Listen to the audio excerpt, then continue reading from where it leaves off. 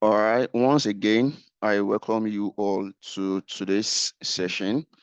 So this would be a continuation of our Django episodes.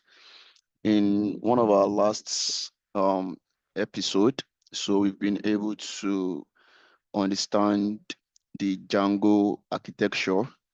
So we've delved and had hands-on practice on models, views, URL mapping, and the likes.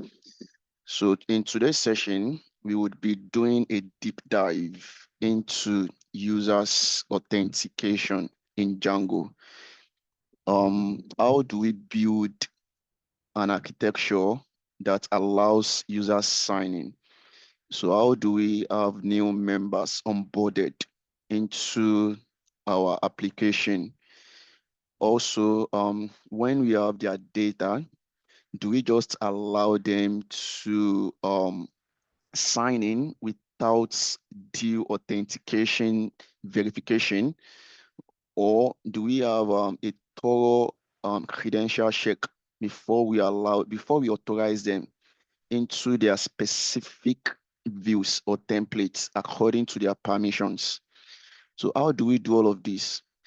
Okay, fine. For returning users, how do they sign in? So how do we design a login page? So how do we design a sign out page? Also, in addition to this, how do we manage our users' authentication?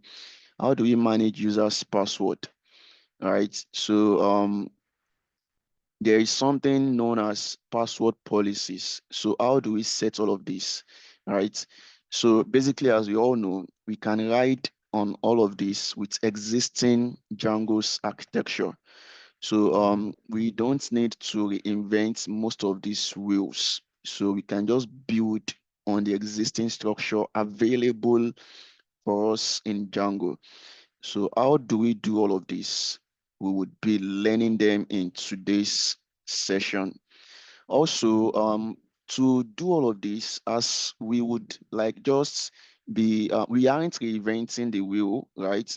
So since we are just reusing existing code, so it would be very easy and convenient for us to do this using what we know as class-based views.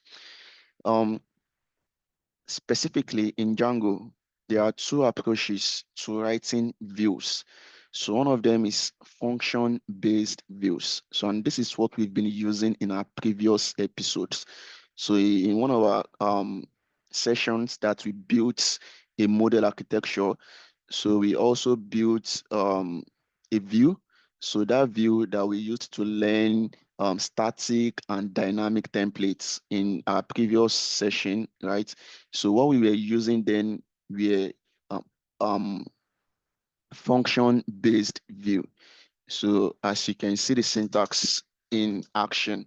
But today, since we would just be mostly inheriting from Django classes, from Django built-in classes, so we need to use what? A class-based views. And this would be pointing us to the beginning of today's session. So we'll be starting with class-based views. So what are class-based views? So class-based views are just simply an alternative approach to defining views in Django.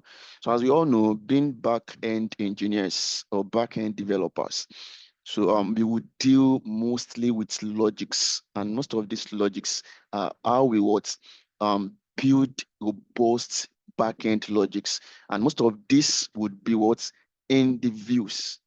All right. So now, while we are doing this in the view, since we are relying on Django, we don't need to be rebuilding all of this from scratch. So you can just inherit directly from existing varying Django built-in classes, right? So amongst them we have the list view, we have the detail view, we have the create view, we have the template view, we have the password change view, and a host of others. So We also have a sign up view. We also have a create view. So these are the views we would be leveraging upon to make building of our web application very fast, right? So now how do we do all of this? It is not far-fetched. So it is just basically what we are very familiar with, right?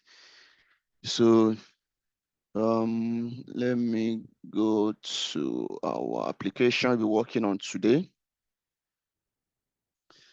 So going into Django, right? So let's see into this. Okay, so in today's session, we'll be creating a new application. So this application would handle our users' authentication. So this is where we would define our sign-in, our sign-outs, and other password management functionalities, right? So as we all know, to do this, are you asking a question? So to do this, can I just okay, yeah, please go on, please. Go on, please. I can't hear you.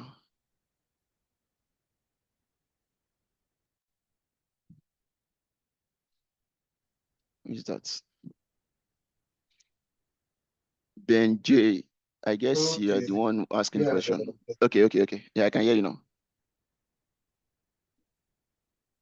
No, I did not ask any question. I don't think I was the one. Okay.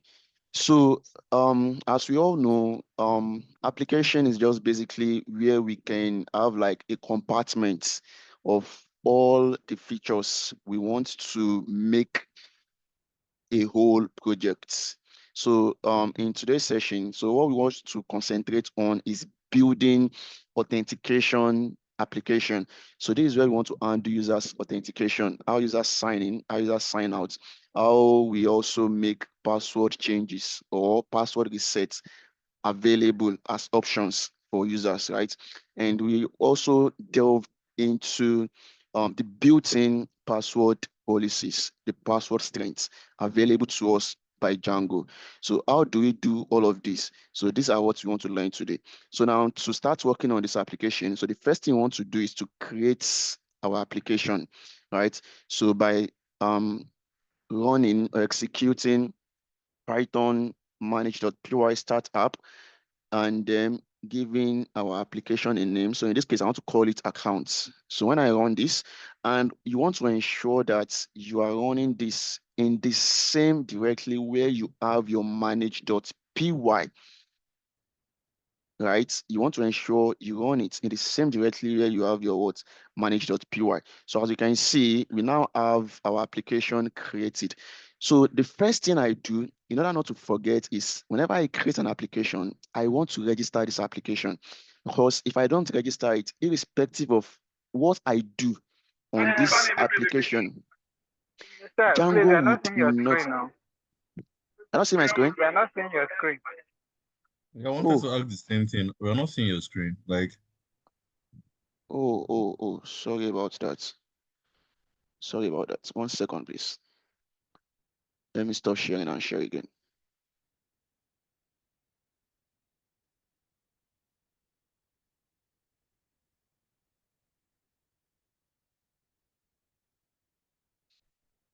I think I was sharing my entire screen. How is it now? Can you see it now? Yes. Yes, Oh, yes. sorry about that. there I were was not actually calling. I was actually sharing my entire screen before.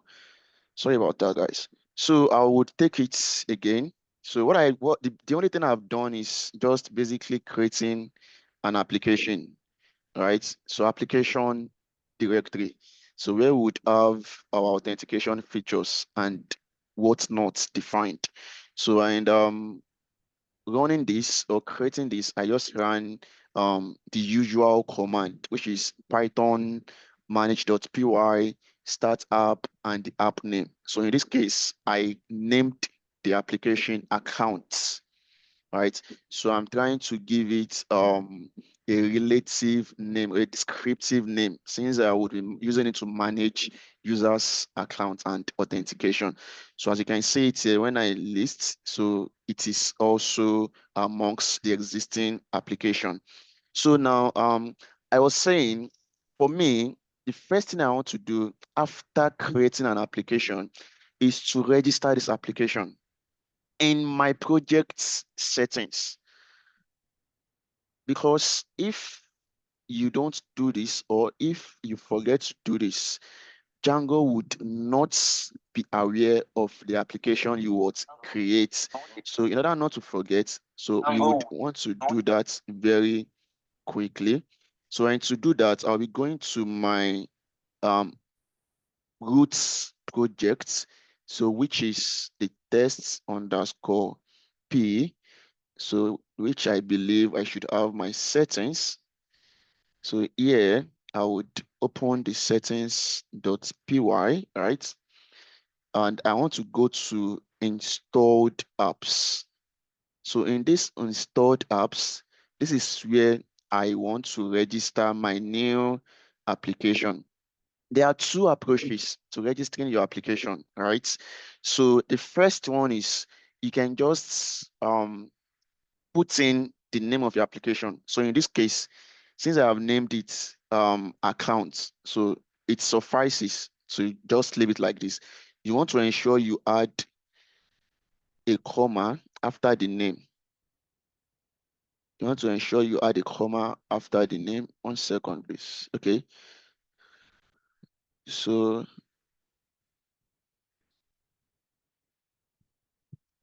this is fine. This is one approach. So it is fine like this. Now Django understand that there is an application named account. So this is when and the only time anything we do on this application, we can get our desired results. And also alternatively, as I have said before, if you still want to name your application according to some industry standard, right? So you can still say accounts.apps. So where do you now get the other parts? So you can get the other parts from here by seeding into your application. Sorry, if you seed into your application like this, so it accounts. If I enter inside accounts, if I list, so there is a file in the application we just created, which is apps.py. If I enter inside this apps.py, so this is where I can see the parts to register the application. So as you can see it here, we have what? Class accounts config. Class account config. Now, if I want to use this approach to register my application, so what I would do is I'll just go back to that settings, right? So if I cd into test.p and vi settings, oops, vi settings.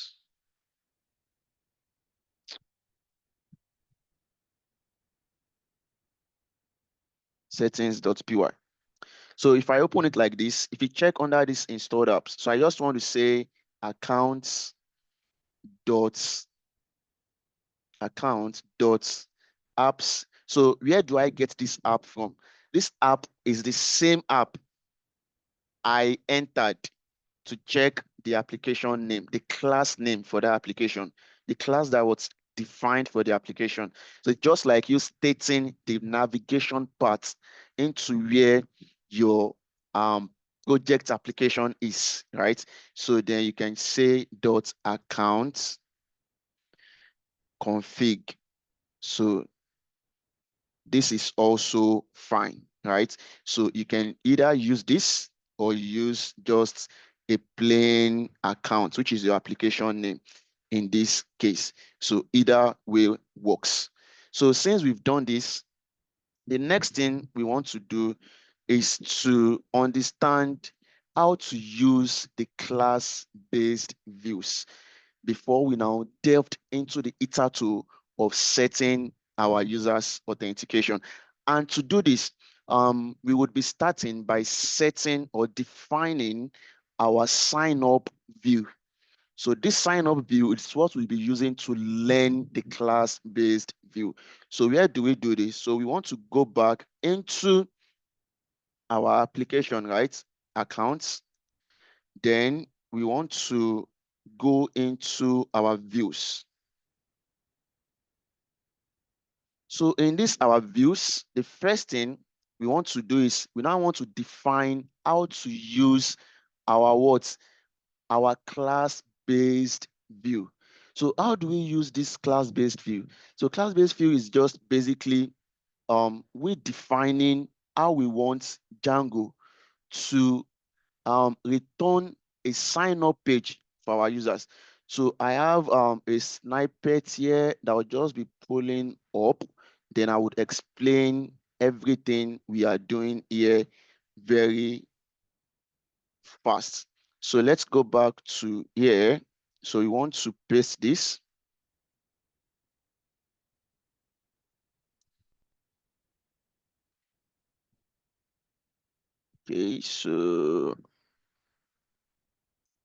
Okay, so now that I've pasted this, so what are we doing here?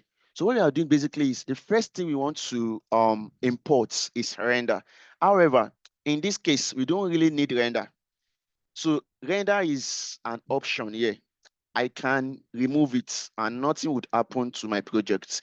If you remember, we used render in one of our previous classes, right? So we can only use render only if we are using the likes of function-based view. That is when render can come in handy. So when we define a function, right, and we say return render, if you can still recall, return render. But in this case, we are not returning any render, right? We are not rendering any HTML templates using function-based view. So we can leave render out of this equation, right? So now on the next line, we say from Django.views.generic. So we want to understand that these are just what modules where we want to go and pick this class from. Don't forget, I said earlier that using class-based view, what you want to do is you are not writing all the codes from the scratch. You are just using inheritance. If we still recall how inheritance works in classes, it allows us to inherit all the functionalities, methods, and attributes from the parent or base class. So that is the same thing we are doing. So now we are now giving Django the pointer where to go and fetch this parent class from.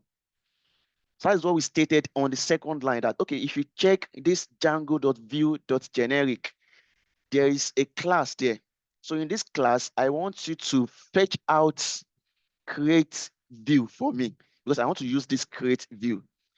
Right? So how to use this create view, we are going to understand that in a second.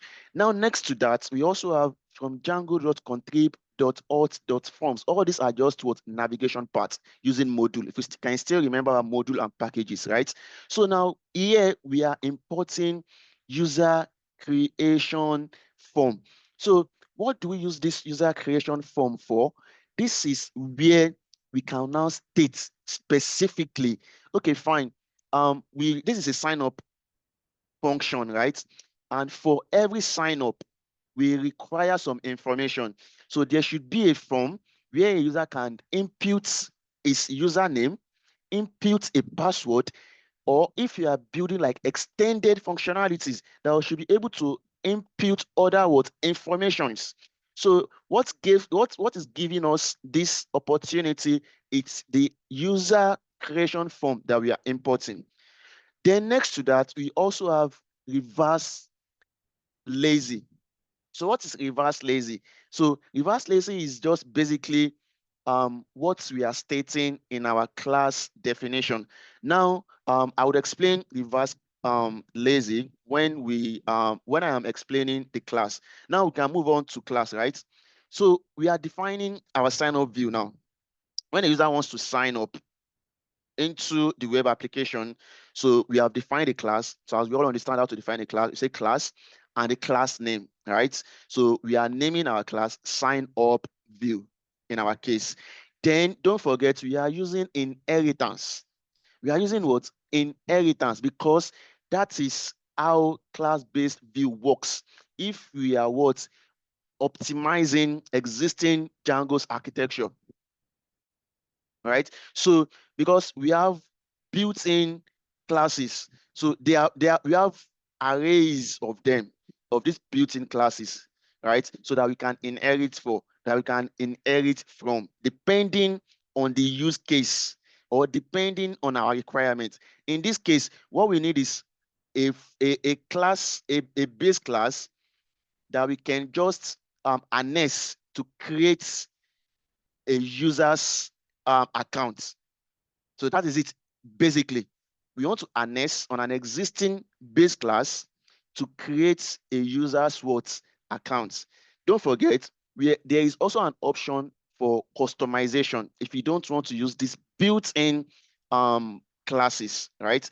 But in this case, we are harnessing the built-in option. So this is why we are inheriting create view. Now, the next one is what? Form class. So form class, I've explained this, right? So this is where we can get the opportunity to have a displayed form for user to start entering their information. Now, next to that is template name.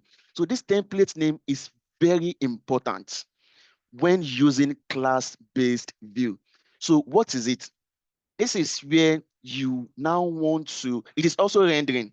So you want to render this class to an HTML template, right? This is what we are saying here is, okay, fine.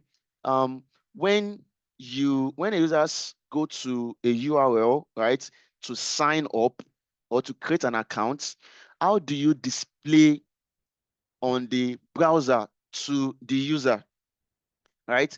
The aesthetic of display or a basic display, we understand that we can do this using what? HTML, right? Being like these are what purposes, or these are functions of the front end. So now we now want to render the parts where this class can find this sign up web page that we have already designed using HTML, right? So now, and as we all believe that creating a template, I've discussed this extensively in our template class. Creating a template, what you want to do is you first creating a directory and naming it templates, then followed cd into that template and create another directory, right? Giving that new directory your application name. So in this case, that application name will be accounts. CD into that account, then start creating your templates. So that is what we are stating here. So we are just like handling where our sign up template is for this class. If you go to this direction, right, you should find a file named signup.html. Anytime anyone wants to navigate to sign up URL, so just display this for them on the screen. So that is what we are doing there basically. Now, the next line simply stating that when this sign up is successful, what should happen? And this is when and where we are using this reverse lazy. What should happen after successful sign up? After successfully creating a user account, what should happen, right? So what we want to happen is now redirect this user to a login page, which we can all resonate with. I've created an account, so what should happen? Should I just be authenticated directly? Nope. So I want it to now redirect it to a login page, right? Now, expecting the user to now input the new credentials, the username and the password, then the user can sign in. So that is what we are doing here, basically. And this is how we use class-based view, right? Now, After understanding how to use class-based view, right? So now how do we render class-based view? How do we map it in a URL? How do we render it in a URL? So the approach is also different from what we are familiar with. So now let's go and do that now. So now we want to do our URL mapping or URL pattern. So to do this, so 1 second. So I will want to go here to copy the URL pattern formats so that this would make us work faster. Oh, sorry. So we have one here, which is our root URL. So since we'll be using the same parts, so I just want to copy this, right? So let me copy this pattern. Oops.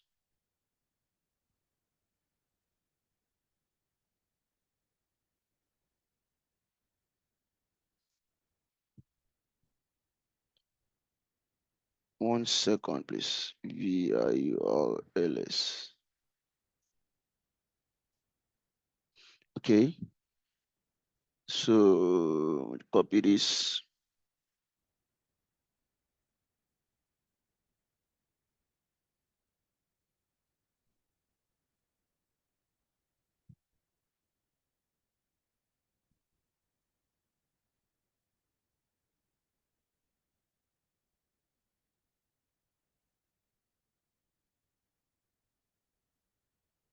Okay, so now that this is copied, so we would go back into our app folder, which is accounts.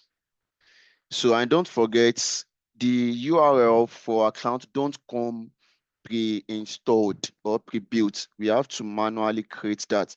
So in this case, we can say vi, then urls.py. So you can use if you are using VS Code, so it's just basically like you creating a name file, right? Creating a Python file. So in this case, you can call your Python file anything. So just ensure you use the Python extension, right? So I want to now go to this URL towards define my URL path, right? So the first thing I want to do is I want to point this URL.py into the folder to get my sign up view. So how do I do that? So I have something in the chat. If you are using another type like detail view, we will do the same way. Yes, exactly. If you are using detail view, so you would do the same thing, right? So what you just do differently is while using detail view is you want to ensure that you import detail view in your URLs.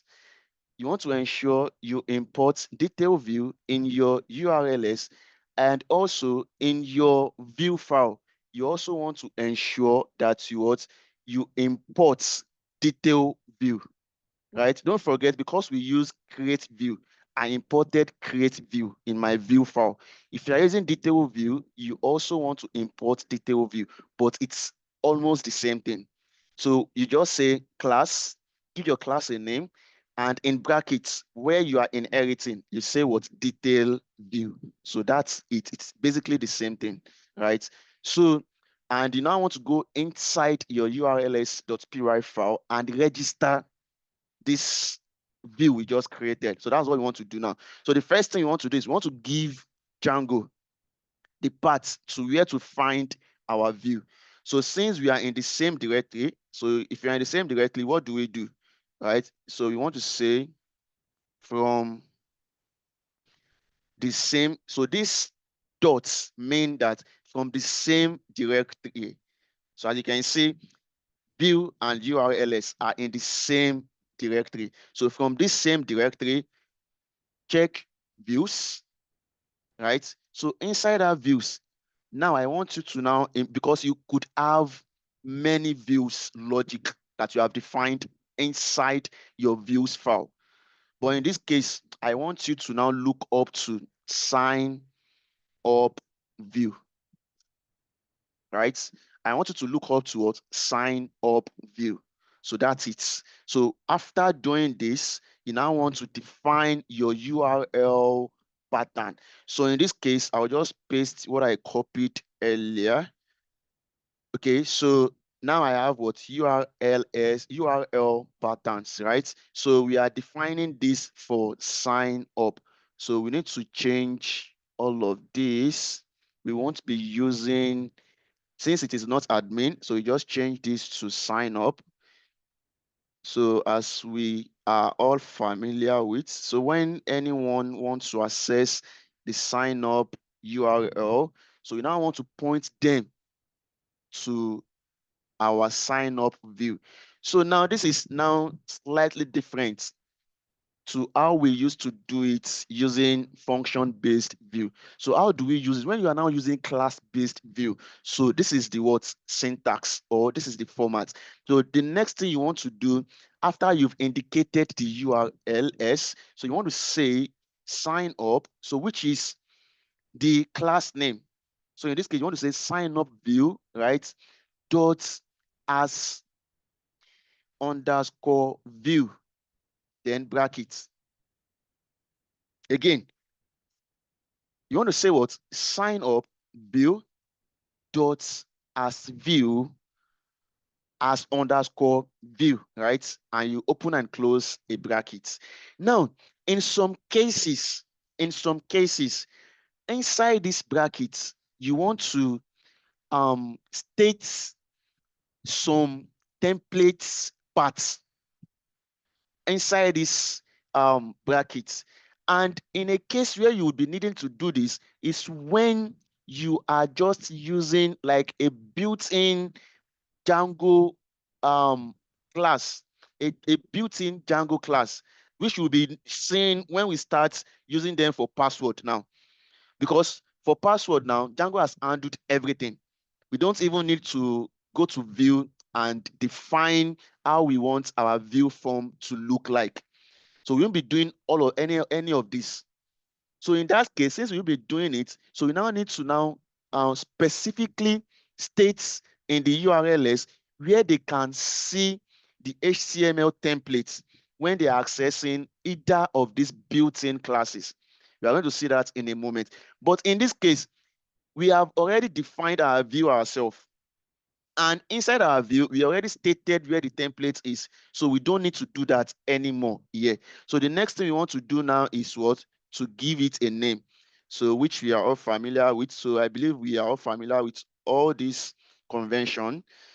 So we want to give it a name. So I want to give it a descriptive name. So since it is a sign up, so you can just say sign up. So and you want to ensure your name is in what quotes. So when you do this, then you want to close your bracket and don't forget your comma. All right. So basically, we've defined our URLs pattern for our sign up page that we just created using class-based view. So as a recall, if it were a function-based view, so what we would have done is this place that we want to point to where our view file is, we would have done view dot and the function name, if you can still recall. But since we are using class-based view, so it is different. So here we are stating sign up view dot as underscore view, then you want to give what a name. So that is that for that. So now that we have done this, we are good with what? The sign up URLs pattern.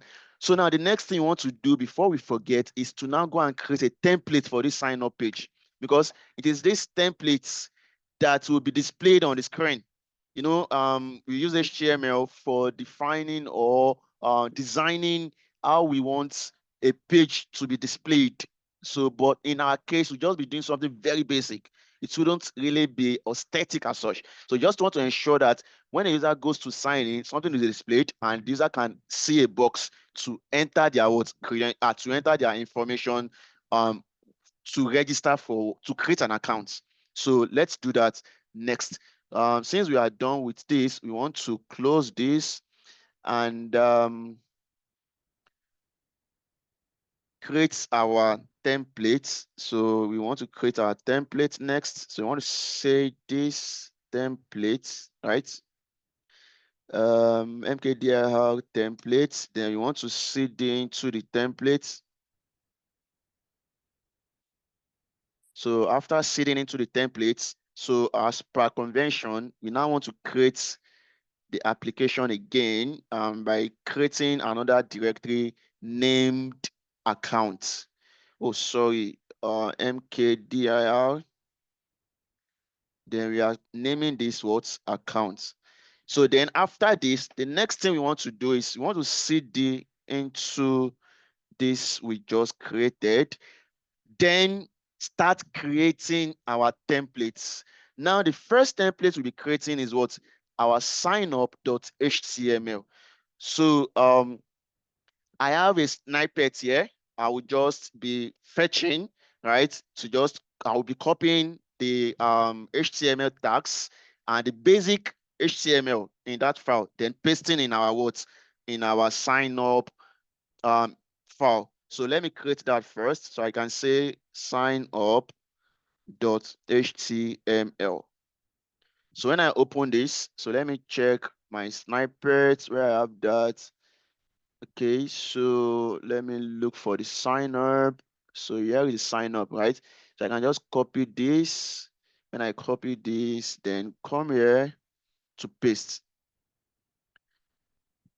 So basically, I have defined a very basic HTML what templates for our sign up page. So what we are doing here basically is just print on the screen sign up, right?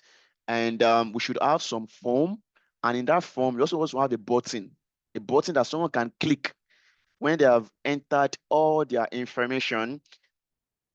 And on that button, you want to write on it, create accounts. So that's just the basic HTML templates or HTML boilerplates I have defined, right? So since this meets our requirements, so I can just close this. Now, the next thing we want to do is we also need to prepare our project for authentication. It's very important. We ought to have done this as one of our foremost action. As one of our foremost action, we also have done that because it is very easy to forget. So we also need to prepare our authentication. Since we are building authentication program or authentication application here, so we also need to prepare our authentication. We can do that inside our settings, our root settings, right? So let me do that very quickly so that I don't forget. So all these are just codes you can actually copy and paste them, right? So we want to go back to the root folder, so which is this, where we have our settings.py. So if I come here, now I can open the settings file.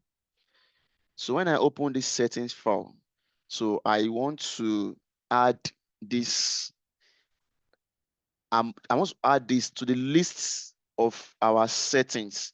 So what I'm just doing basically is I want to define like a login, a direct URL, and also what's something like a logout redirect URL, right?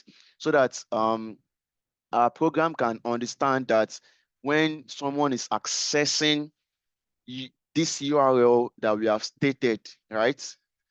So when they want to access the home, take them to this place. When they want to access this, take them to here. That's what we want to do here. So I'll just add that to the list here. So I have it somewhere here. right? So now I have 3 lines here, right? So these 3 lines, I'm going to explain what they do one after the other. So let me copy this and paste it in our file here. So now the first one we are stating is we are defining a login redirect URL for home, right? For our application. That is when they are accessing, when they want to go to home, take them here, right? And the next one is what? Also, we want to define our logout redirect URL. While the last one is, what this last one is doing is, this is where we want to define like when a user wants to reset their password, right? So amongst other things that Django does is to what? To send like a password reset link to them to generate a code. So this is where we can specify that. Fine. So this is where you want to define where the redirection link should go when they are what? Receiving an OTP to reset their password. So you can actually do things extensively here. It is very robust, but we'll be leaving it basic. So in our own case, we won't be extending it as such. You just want to leave it as basic as this, right? So even in our own program, if we even want to reset our password, we won't really be generating a code as such, but I make sure or I ensure to design it in a way that it wouldn't return an error. So instead, it will just assume we've reset the password and just display on the screen that, okay, you have successfully reset your password. So that's what I'm doing here. So that's what I'm saying console here. So just display like a console for us. So you don't need to handle an OTP sending to a registered email address. But if you want to do that, you can actually do that. So I also have that here. So if you want to do that, this is what you want to do here. You see the second snippet I have here. So to do that, the first thing you want to do is you want to indicate an SMTP. So instead of this console, you change this console to SMTP. Then you leave others as it is. Then on the next line, so this is where you want to state the email host, your email host. We have Gmail, we have Yahoo Mail, we have Hotmail, and a host of others, right? So in this case, if you are using Gmail, so you want to state Gmail's SMTP, saying smtp.gmail.com, blah, blah, blah. So you also input your email port, you input your email TLS. And next to that, you want to input your email host user. So in this case, you replace this with your email address, right? So at gmail.com. Then next to that, you also want to provide or enter your email host password. However, this is not your regular password. What you want to use here is app password. App password is different from regular password. So app password is just what we use for legacy authentication. So legacy authentication are like if you are building some programs that you don't really need like the modern authentication. So every account has its own app password. So you can use this app password, right? So it is mostly used for programs like this. So if you don't want like human interference in authentication, because by the time Django will be sending a reset link to your provided email account, you won't be available to be what? Providing password every time. That's why you are using app password.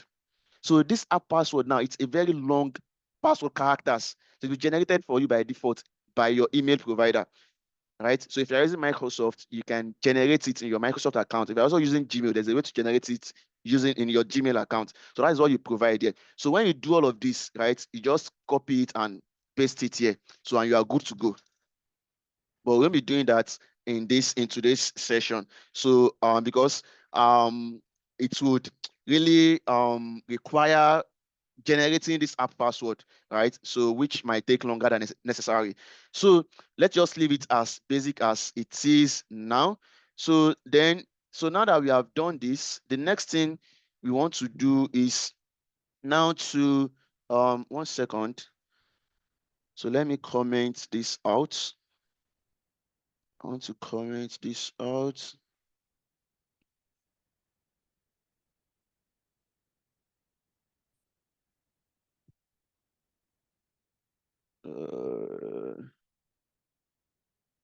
Okay.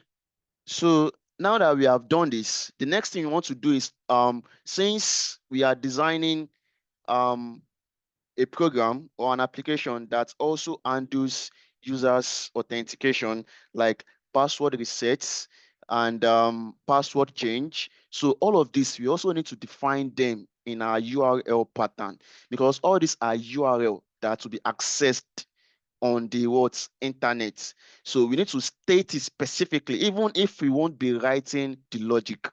So, but we still need to state them that when someone goes to password resets on my browser, where should they be redirected to? When the password is reset, when it is done, it would also switch to another page. So that other page that it is switching to, we also need to define that in our URLs pattern. Upon successful password reset, maybe we want to also have a display on the screen that you have successfully reset your password. That would also redirect them to another page. So where do we define that also? So we need to undo all of this.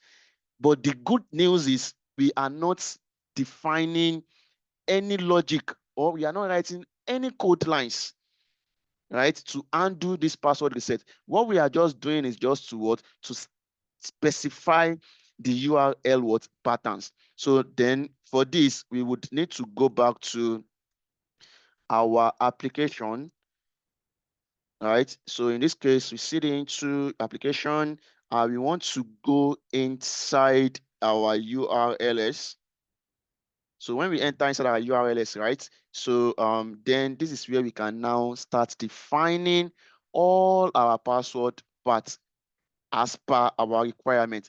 But before we use any of these Python built-in classes, we need to import them. So don't forget, we are not building them from scratch. We are pulling them from somewhere. So Django needs to understand this urls.py file needs to understand where to fetch all these features from. So that is the next thing we want to do. So then we can come and copy all of those parts here. So I would explain the parts in a minute. So let me just copy them and explain. So I'll paste them here. Okay, fine. So now what we are saying here is, if you go to this navigation part I'm giving you, Django contrib hots dot views. This is Django's built-in views, not our own custom view, right? Now, when you are inside this address I have given you, then I want you to import all of these built-in classes. I want to use them. So number one is I want you to import login view. I want you to import logout view. I want you to import password reset view. I want you to import password reset done view, password reset confirm view, and password reset complete view. So I want you to import all of these Python built-in class-based views, because I will be needing them in my program development. So after stating all of this, right? So the next thing we want to do is to now design or define or state all of these parts, all the parts. So the next thing we want to do now is we now want to state where, we would still need something to be displayed, even for the fact that we are leveraging existing classes, existing structure or architecture provided by Django. We still need to ensure and render some templates that would enhance display for our users. When the user wants to sign in, they need to enter their credential in somewhere, right? They need to enter their credentials somewhere. When a password reset, being a password reset view, right? Something has to be displayed on their browser, right? So we now need to state all of these URLs patterns here, right? So that is what we are doing next. So let me just pull them up and I would explain everything one after the other. So we don't need to sign up anymore. We already have this defined. So let's start from login, logout, and copy up to our home template. So when I copy all of this, then we can come here and paste. So let me paste and explain. Okay, 1 second.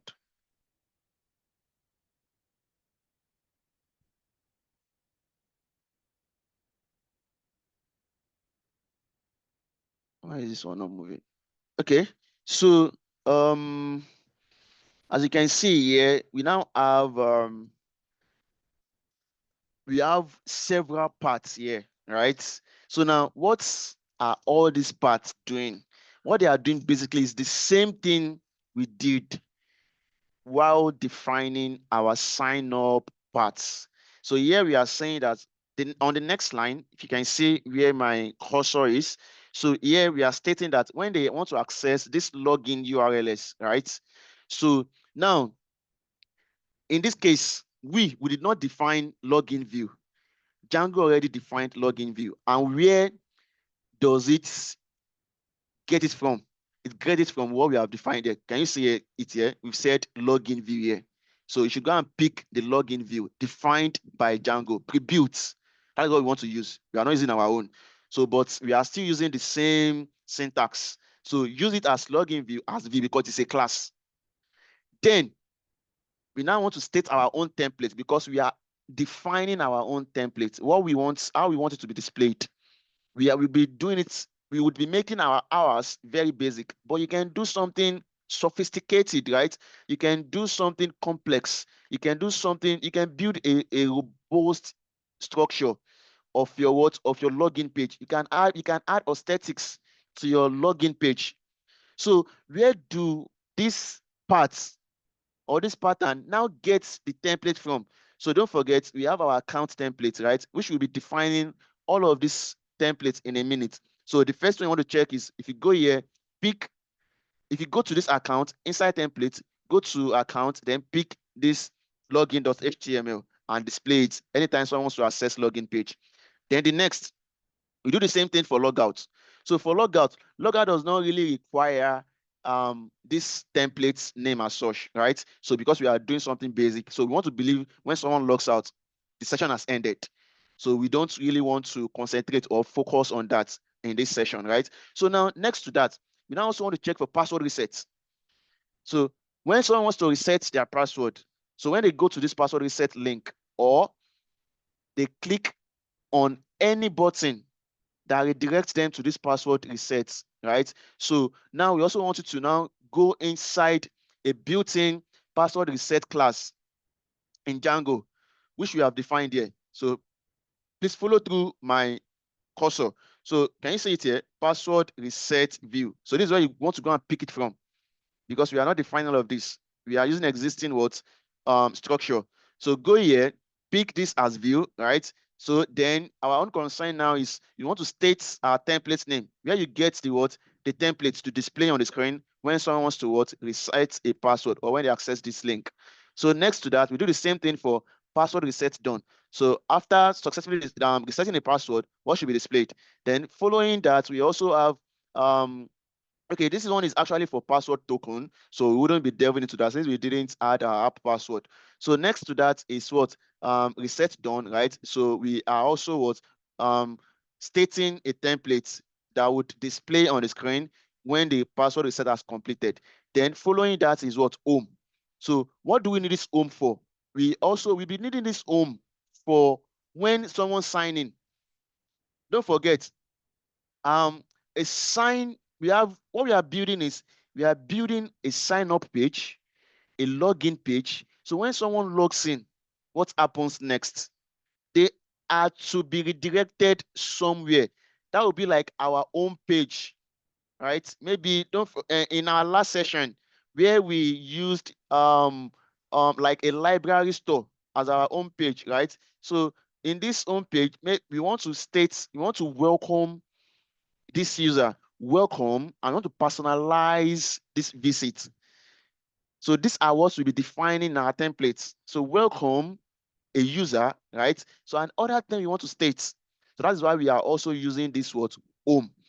So now when we are done with this, the next thing we want to do is we now want to go and start defining our template.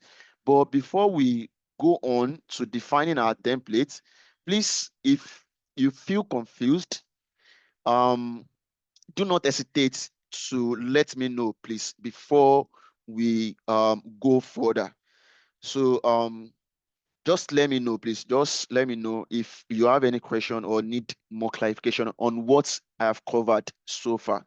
But if everything is fine, if we all sync, then we can go ahead and start defining our templates. So basically, please let's be aware how we want to state our URLs patterns whenever we are working with class-based views. So we want to ensure we follow this format strictly. It is different from how we used to do it using function-based views. So, and also, you should also be aware that if we are defining our own class ourselves, as we did for sign-up view, right? If we already stated in our sign-up class where our template is, we don't need to repeat it here again. But if we are just employing an existing built-in view, so we need to state where to fetch the template from. So which is what we are doing here. So having done all of this, the next thing you want to do is to now start defining our template. So let's go back to our template directory. So if I sign in into this template directory now, then I want to sign in into account, which I believe is our app name. So, okay, so in this app, so currently we have only one template. Now, we need to now define template for all our what? Indicated URLs, right? So now let's start with, okay, I have them here. So I'll just be copying and pasting them to ensure we are moving very fast. So all these are just basic HTML,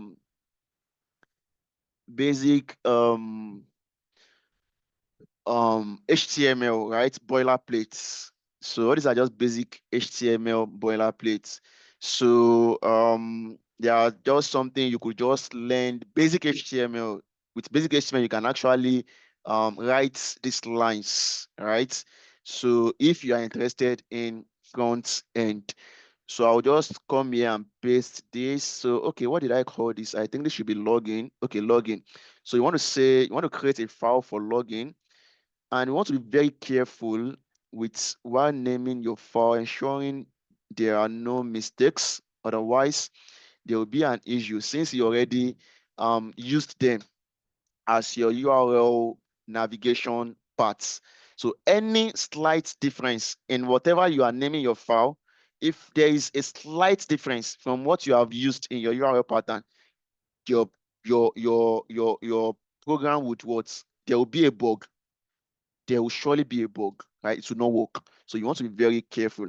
So what we are stating here is, okay, fine. So we're just using this some HTML tags. So display login. So when you display login, so you want to use to give us a form. So and in this form, you want a button like a submit button. So in this submit button, put something like login. And next to that, so what we are doing here is now let me explain something here. If you see this last line, where we used href. So what we are doing here is, so don't, if you can still remember here, so this is a tag, right? So we are using a tag here. So we are now stating this URL that on this same page where when users are logging in. So you also want to give an option of password reset. So if someone forgets password, right? And we are now providing this link. So don't forget, this link is amongst what we have entered in our URLs patterns. pattern rather. So what you are stating here is basically, okay, fine, on this sign in on the login page, so maybe someone wants to reset password, so just provide this link also, so that when they click on this link, it now redirects them to what we have defined on that password reset link. That's what we are doing here, basically. So we will do the next one, which I believe is for password reset. So you also want to create another file for password reset. And so I'll be very fast with this. So let me see what I name it. Password underscore reset. Password underscore reset.html. Okay, let me cross check. Okay, yeah, it's fine. So I'll just paste that. So you are doing the same thing here. So I'll close this and go to the next one. The next is password reset done. Okay, so after resetting a password, so what do we want displayed for the user, right? So let's say an email. So this one now, so we are not really specifying any email. So I have something in the chat. Please, how can I access the previous lesson videos? Okay, I will share that in the group, Chima. I'll share that in the group. So please remind me after this session, please, so I can share it. So an email has been sent with instructions to reset your password. So if we had built like a production project, right? So we would want to ensure we define all these features to work using what the standards. But here we are just using like the console. We are not really making them as effective as it should be, right? But we still want to have the experience that when the password is successfully reset, so it's still display on the screen that an email has been sent. Oh, sorry. When you send a password, right? So it still display that an email has been sent with instructions to reset your password. So that is what you want to use for this password reset done HTML. So I would state VI password underscore reset done dot HTML. Okay, so in this I'll paste, right? So now next to that is what we have password reset complete. Okay, so when a password has successfully been reset. So we also want to have something printed on the screen, right? So let's say, so what did I call this? Password reset complete. VI password underscore reset underscore complete dot complete dot HTML, right? So I want to paste that also, then I can close this. Then next to that is home, right? So I will take my time and explain this home because there are some logics I defined here which are important for us as back-end developers. So what did I name it? I name it home.html. So I want to create that also, home.html. So then I'll paste this. Okay, so what am I doing here? What I'm doing here is basically, if we can all remember variable interpolation in our last, is it our immediate last or one of our previous classes, right? So I explained variable interpolation. So that is the same thing we are doing here. So variable interpolation is we using like referencing a variable, using it as what a placeholder, right? So what this is doing is when a user signs in, when a user log in, will be after logging in, the user will be redirected to the home page. Now, in that home page, you want to personalize the user's experience. So welcome, then the user's name. Where do we get the username? That's what we are stating here. So now you want to get the username from the username. in our database, right? What the user is using as his username. So it should be fetched and replaced with user.username. So in our case, we would have, let's say I log in and I enter Ibrahim as my username. I enter my password and select login. On the home page, so I should see something like welcome Ibrahim. That is what we are doing here.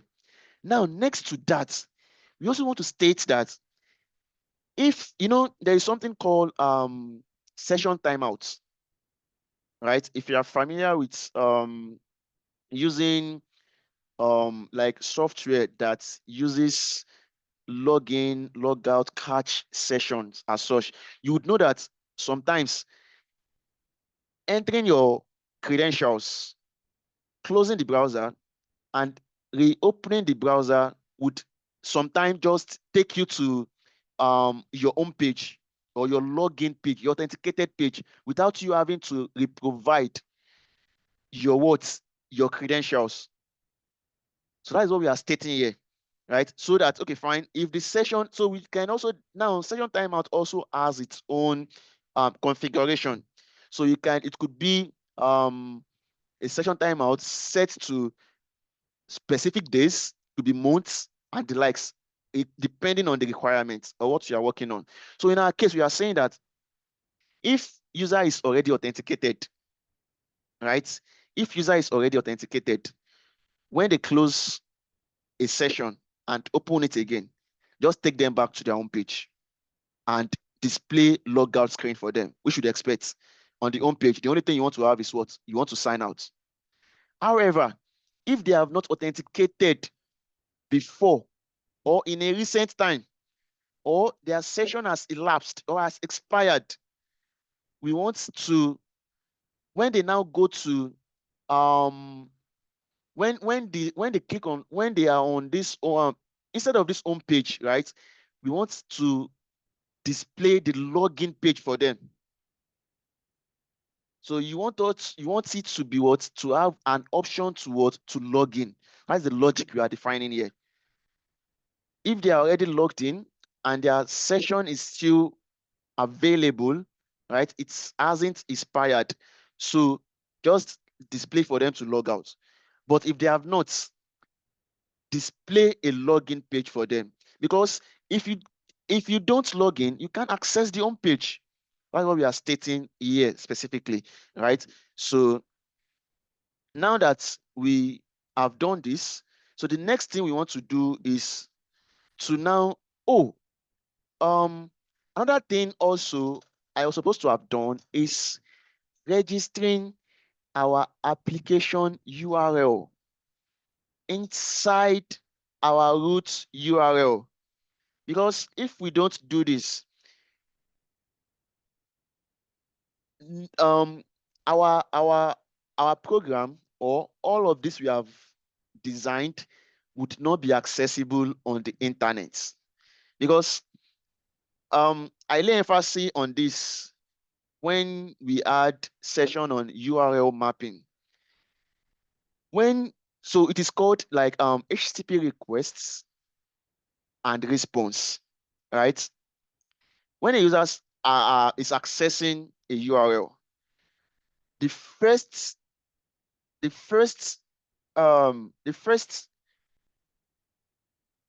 end or the first point that gets this request is our project URLs. That's the first end that receives this request. It is now the project URLs that now points the request to our application, that this address you are looking for, go and check this place. You should find it there. Or it just gives an idea. Just go and check here. All right? Go and check here. So that is what we want to do now. So we need to now state that everything we have inside our account, all the URLs inside our account application, right? So we need to make it known to our root project. So then to do this, we want to go back to our root, which is settings. our root URLs, so which we can find by going to our root project. So in this case, our root project is test_p, right? Sorry, it should be cd. So when I cd here, then I want to do that inside our URLs. So I'll open the URLs, right? So let me vi inside the URLs now.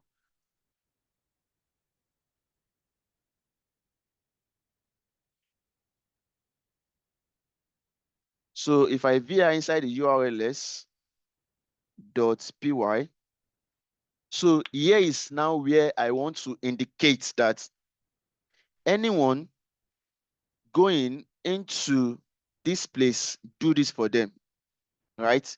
So I want to state that now. So let me do that here. Okay, I think I have it. Okay, so let me remove all of this. We don't need all of this. So let me just comment it out.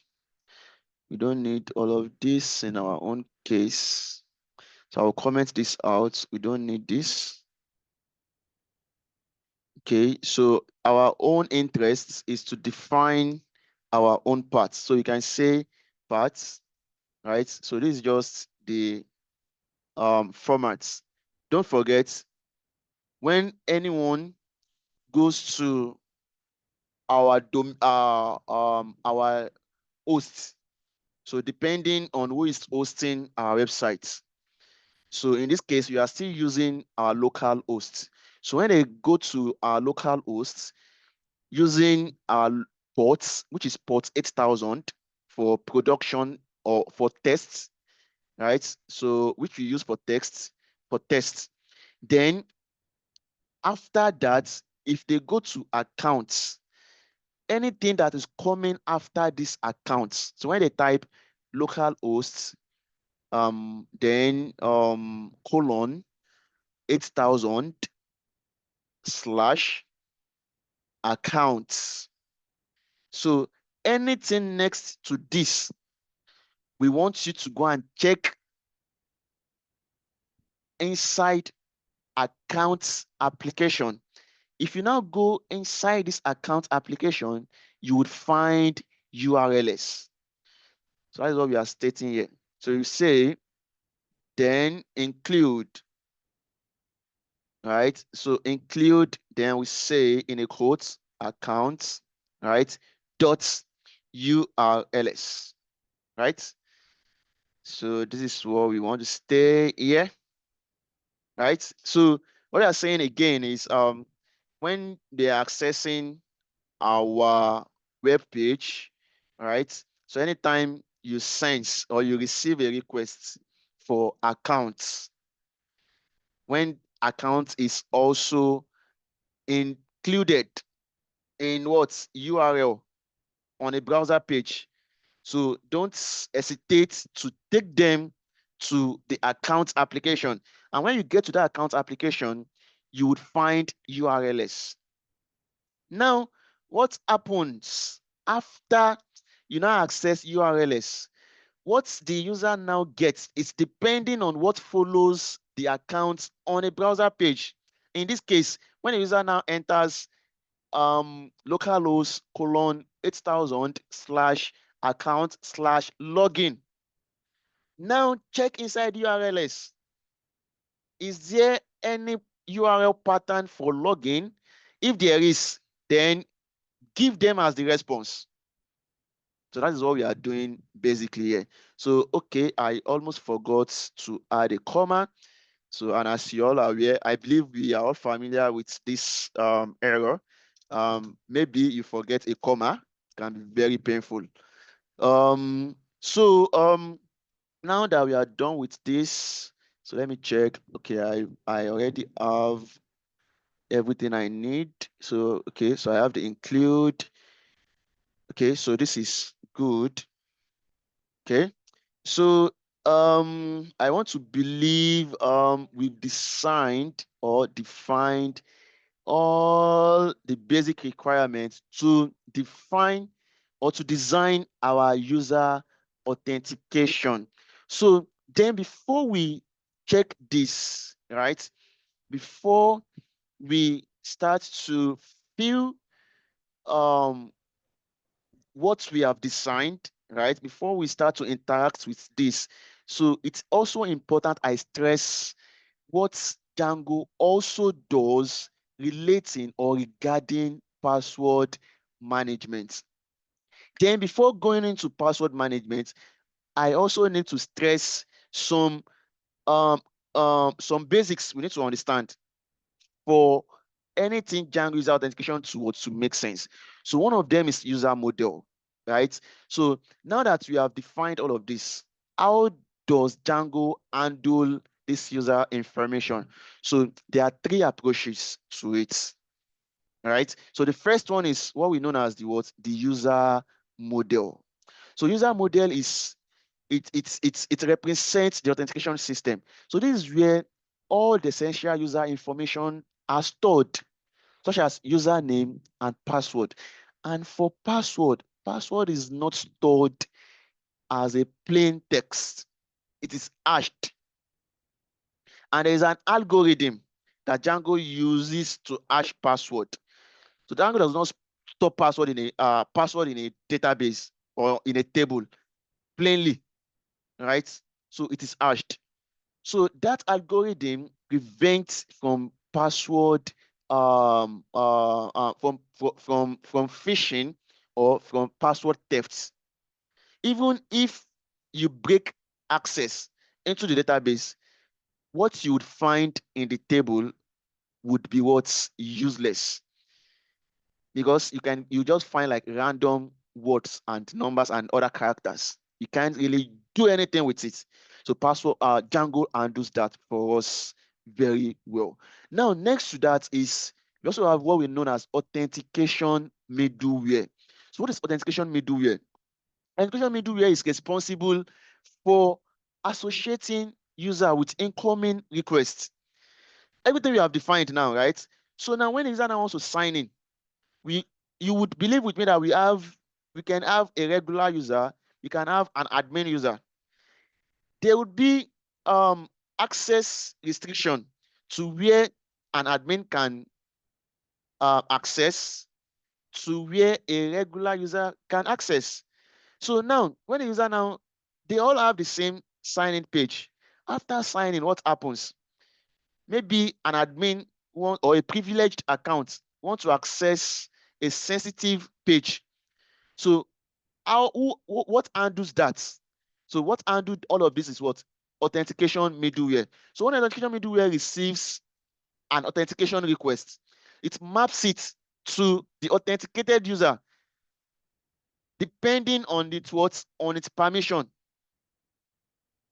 Right? So it connects it with views and templates as per the privilege on the account. That is what authentication middleware does. And where can we find that? We can find that here. So it is in our settings. So if we check our settings, 1 second. So if we check our settings, right, we need to be familiar with all the sections in this our settings application, right? Just a second. So here we want to check our settings to look for the authentication middleware. So this is authentication middleware. So everything you are saying here are responsible for that, right? So it handles all of this for us graciously. So now next to that is authentication backends. So what does authentication backend does? So this is a, a, a, a structure that handle process of verifying user credentials. So let's say, for example, don't forget all of these users we are creating, when they provide their information, it is stored in the user model. It is this that the authentication backend will now use on users' subsequent sign-in attempts. It would now check when user enters in the username field, you enter Ibrahim to check the database. Is there any user with this name? Okay, fine. Checks. Enters the password. Now compare the password with what the user is providing. Now checks the credentials. If it matches, then the user is authenticated and authorized to access the web page. So these are very essential to understand while working with users authentication. Now, next to that is also password management. How does Django handle users' password? So we have varying degree of functionalities, right, for password management. So this includes managing password securely, but I've said before, it uses password hashing. So that password hashing, it uses an algorithm. So that algorithm it uses is called PBKDF2 algorithm. So this is the algorithm that converts a user's password, right, into some characters, some gibberish characters, right, that are not that doesn't really make sense and that are not useful even when you gain access, even when you can access them, you can't use them for anything. So Django handles this for us, right? So now next to that is also, as we have known, is Django also handles password reset for us, right? So it can handle password reset, so we don't really need to stress ourselves, as we have all seen. So once we just use the built-in class views, right? So we can just leverage on all of those for password reset. So you just send link to an email. If you follow the instruction or the steps I enumerated, right? So using your SMTP, your email host, the app password. So if once you provide all of those, so you are good to go. Now, next to that is also password validators. So this password validator is very essential, right? So they are like default password validators. Password validators are just basically password policies. And password policies are how we want to define password use. So as you can see it here, so we have them here. So these are the default password validators by Django, right? So the first one here is Django handles or it handles this. So this one would prevent user from using a password that is similar to either of his personal attributes. So let's say, for example, a user name is let's say a user name is Clement, right? So Django would prevent Clement from using Clement as his password, right? It prevents him from using Clement as his as its password. So it handles that. Now, next to that is also password minimum length validator. So by default, the minimum character you can enter for a password is 8. Anything lower than 8 would not be accepted, right? So Django also handles that. However, you can change this. You can customize this and increase it to 9, 10, depending on your requirements. Next to that is also common password validator, right? So if you are using like passwords that are very common, like using password, using 1234 and the likes, so it would also reject all of those as input. Now, next to that is also numeric password validator. It also wants to ensure that you don't use only number for your password entry. So it prevents that also. So all these are amongst the functionalities of password management in Django. So it's very important we understand all of this. So, and as I have said before, all these are pre-built, all these are defaults. We can extend this as far as required. We can define logics, right? We can define logics to now make all of this complex as per our what objective. So now that we have done this, so the next thing we want to do is now to check all the functionalities of what we've been building all along. So I would be running that in a second so that we can check to see if we are not able to create user accounts, if we can do all of these things we have what defined earlier. So let me go through this settings file again to ensure everything is fine. Okay, so I've defined this to use this. Okay, so I also have this redirect. Okay, so static. So let me just check all of this to ensure we have all the settings in place before we start to interact with the program we just built.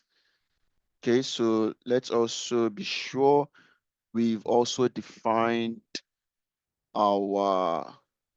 we've installed the application in our installed apps.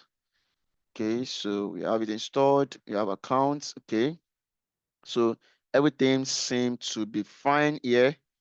So since we are fine, we are good to go, right? So we want to test this, right? So and to test this, so let's just run our server. So I will do Python manage.py, then run server.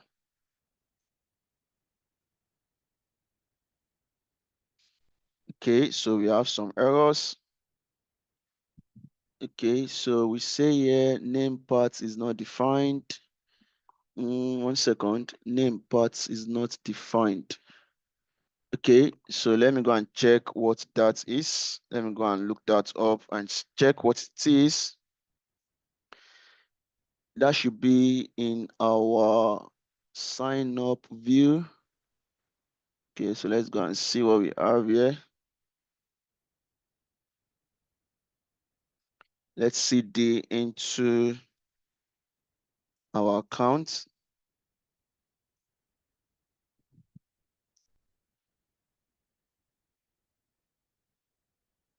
So we come to account, we want to check, I guess should be urls.py. Okay, so here we say sign up view as view. Okay, so we have from view import sign up view, right?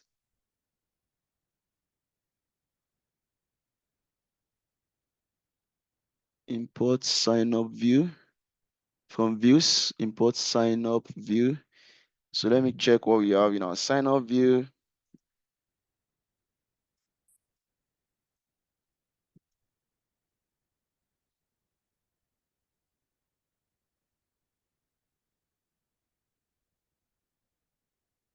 Okay, so we want to check what we have in our sign up view and check if that is where the bug is from. So let's check our views.py. So in our view, we have create view, which we used. Then we also have our creation firm. We have our reverse lazy. So everything seems to be okay here. So I'm trying to understand what this is flagging. So I also have sign up form class. I have custom user creation firm. And I also state it in this place, check up the signup.html, sign up. We have this, so this one seems to be okay. So we've imported all the required modules. So you imported this to import create view, to import user creation form, and to import this. So let me go back to this urls.py. So the issue is most likely to be here.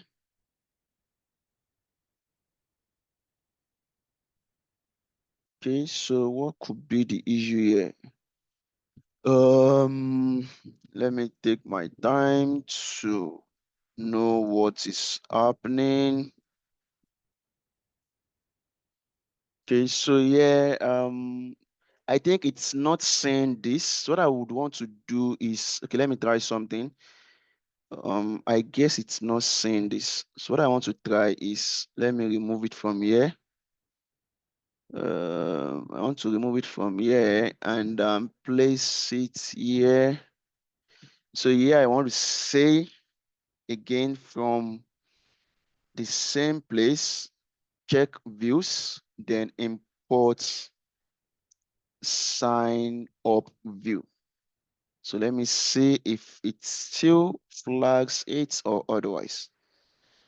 Okay, so I want to say this. Let me check all of this if all these are fine. Okay. I know what we left out, right? I know what we left out. So we didn't include the parts. Yeah, that is what we left out. We didn't there is also one module I was supposed to import, which I left out. It is from Django URLs. It's also very important. Django.urls, then import parts. So I just recall now that it's flagging one part to be missing. Yes. So we also need to import this. So we need to import this Django.urls import part, right? So then followed by this, all of our built-in classes, then this. So let's run this again and see. So I'll go back again. So I want to run it again, run server. So let's see what happens now. Okay, we still have another issue. So here it's stating template view is not defined. Okay, template view is not defined. So where did we miss this? Okay, let me check. Let's go back to our URLs. So cd into ls. So cd into accounts. All right. So let's see my URLs and confirm if I have template view or not. Okay, of a truth, it seems I do not include template view. So we need to also include template view here, right? So I want to also add template view. So let me just state it here because we are using it, we need to import it. So then followed by a comma. Let me add the comma. Okay, so since this is added, let's see what we have next. When we close this and run again. Okay, so I want to run it again. Let's see. Okay, so we still have another one, which is what is this? Sign up view as view. The list of your important should not have the prefix string as the first element. Should not have the prefix string as the first element. 1 second. Templates as view.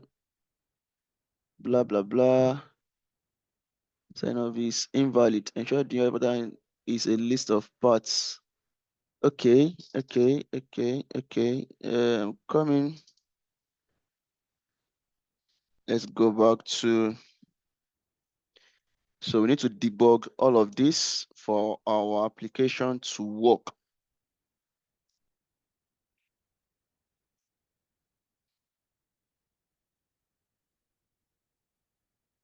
One second. This one is freezing. It's not even typing, it's freezing.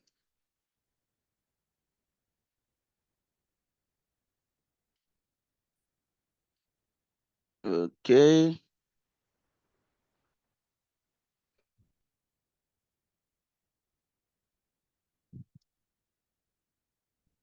think I will need to close this and open it again.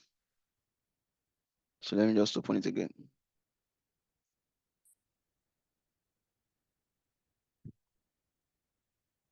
Okay, so I want to go into this. Then I want to come here. Let me clear the screen. So I want to check account,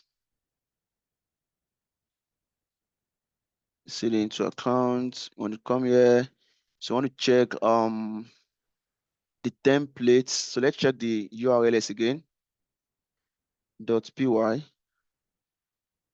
So what I want to try now is I want to take this away from here and add it somewhere here. Okay, so let me add it here.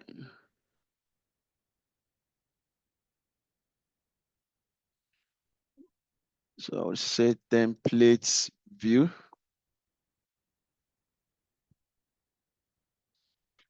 Template view, then add a comma. Okay, so and I also have my import sign up view from views. Then I have my sign up, then sign up view as view.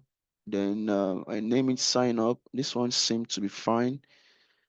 This part, the sign up is okay. So why is it still flagging it? Shouldn't be flagging this. It looks okay. The URL patterns. Okay. So and I'm stating the parts as sign up, then sign up view as view, then the sign up name, and the comma is there. Okay. So we also have our template view added. So this shouldn't be a problem. This shouldn't be a problem. We have our home. So template view, everything seems to be okay here. So let me check again. I want to check again what's the issue is. So let me run the server again.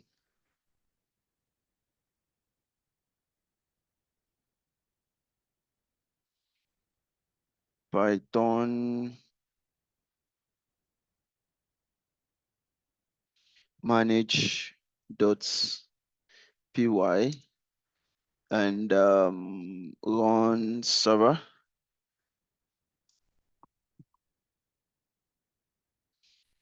Okay, so still getting this same error. System check identified some issues. URLs, your URL pattern, parts, accounts, profile, templates, account profile. Okay, template view as view, templates, accounts, parts, sign up is invalid. Ensure that URL patterns is a list of parts and all parts instances. Try removing the string parts in accounts. Okay, I think is the issue with this template name.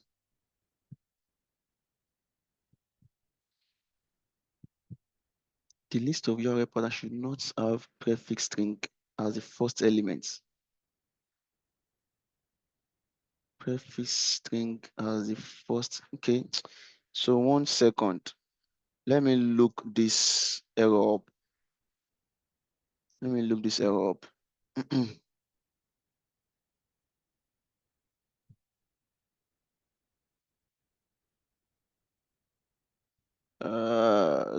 I can't even upload. Okay, let me copy. 1 second.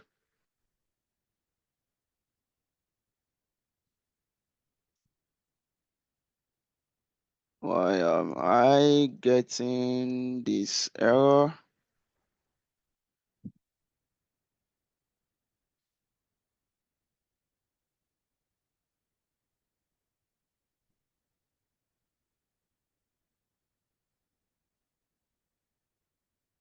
Okay, so let's see what we find.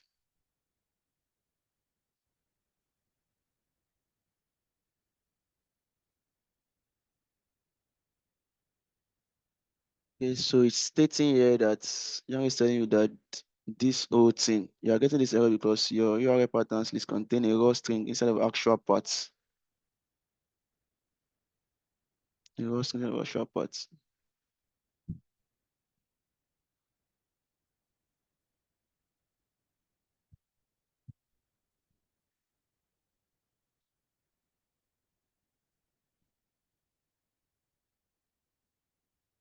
Am I putting it like this?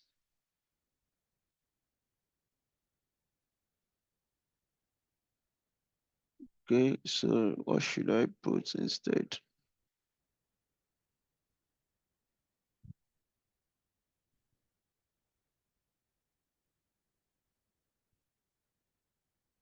The sign up view should have this.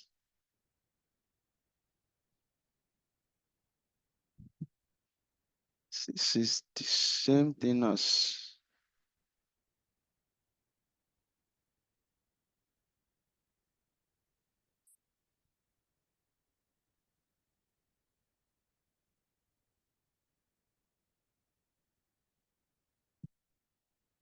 okay, so let me paste it here so that you can confirm what we have.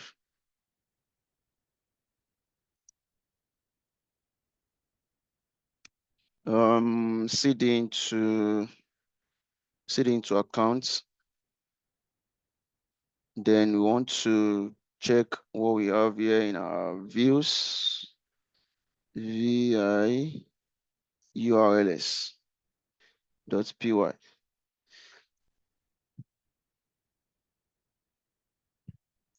So this is what I have. So let me share this. Let's see.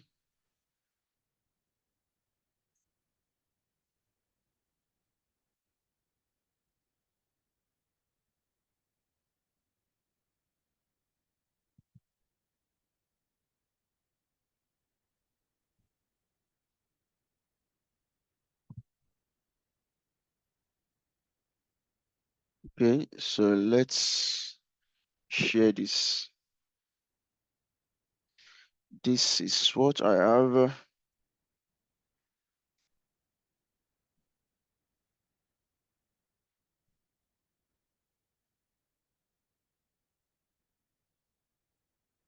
You didn't close your URL important list you started with.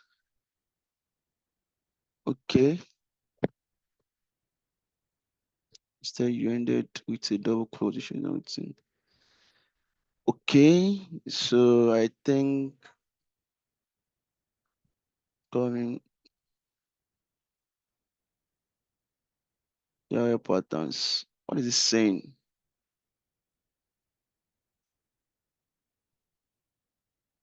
You didn't close your URL pattern list. You started it with, okay. You ended it with.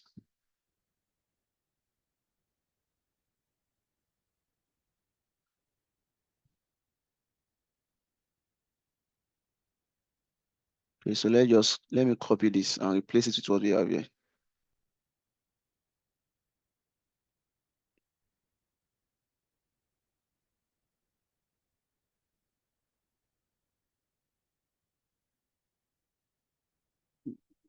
Replace with this.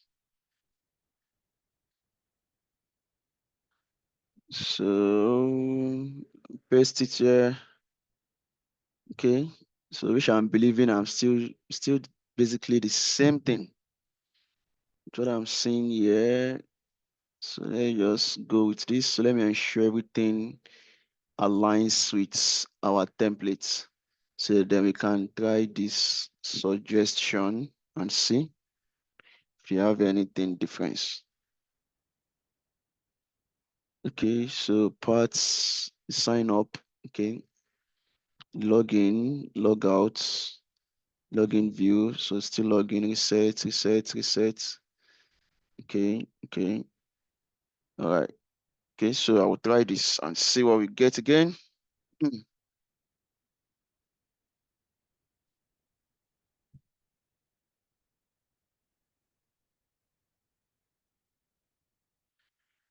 Okay, so want to run the server again. See, still the same thing. Still the same error. Templates as view. Why are we getting this error?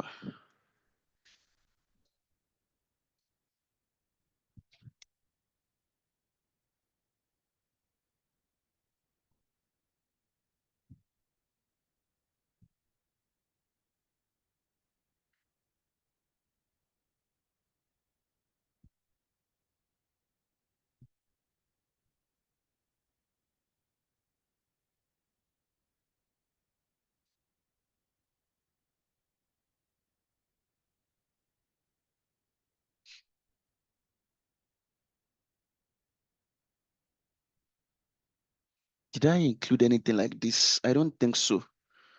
Let me check. Well, I don't think so. So let me check this one. Okay, I have something in the charts. Is anybody suggesting or recommending anything? Okay. So, guys, it's a big bug we are trying to resolve here. So let me check my root URLs. So hopefully this is where we have an issue, but I don't think I have anything relating to that here. Include. So the only thing I have here is okay. But I commented this out, right? This is what it is flagging. But I believe I commented it. I already commented this, right? So why is it still flagging it? It shouldn't be flagging it. I commented it. Okay, let me just remove it. To be on a safe side, this is what I want to believe is causing the problem. But I believe I commented this, shouldn't be giving me a headache. I want to remove all of this. Okay, so let me remove these two. And I want to take my time to scrutinize what I have here. Give me a moment, guys. So let me take my time and scrutinize.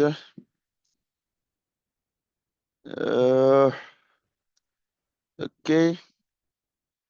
So in this place, I'm having this. I already imported the parts and include, all right? Then I have the accounts, then include or redirecting it to account.urls. Okay, so this should work, right? So let me check it again. So I still have all my indentation, right? So let me run it again. First thing I want to do, I want to clear all this. Then I want to run the server again. See what we have now. Oops, that was the issue, guys. That was the issue. But it's surprising to know, even after commenting that out, to still be flagged. It's really surprising. All right, fine. We've been able to resolve it. So the next thing I want to do now is, oops, we want to test this out, right? So let's just use an incognito browser. So as we have stated, we stated what localhost 8000, then we stated accounts. So as you can still all remember. So now when we state this accounts, so when we run this, what happens? So can you see it? So again, this is what I defined in my let's do it. Okay, I won't be able to show you what I wanted to show you because that would enable me to end this server, which I don't want to do. Okay, so let me just use use a recap.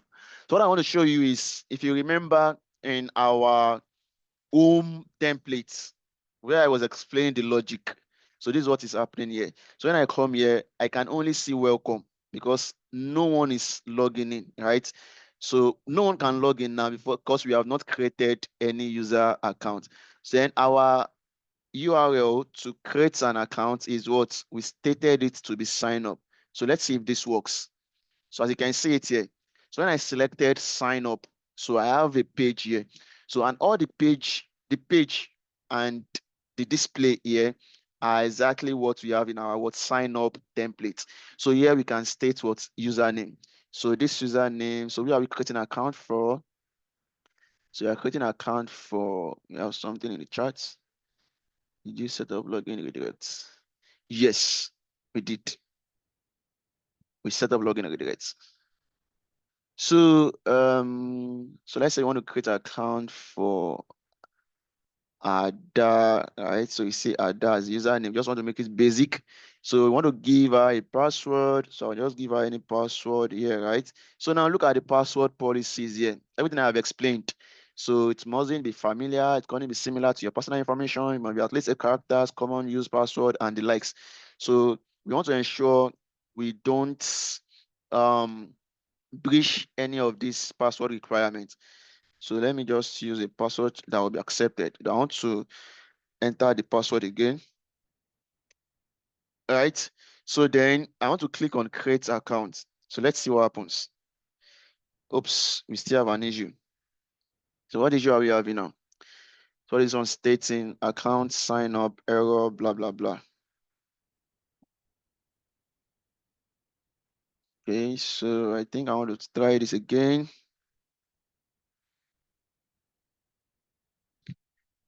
Let me run the server again.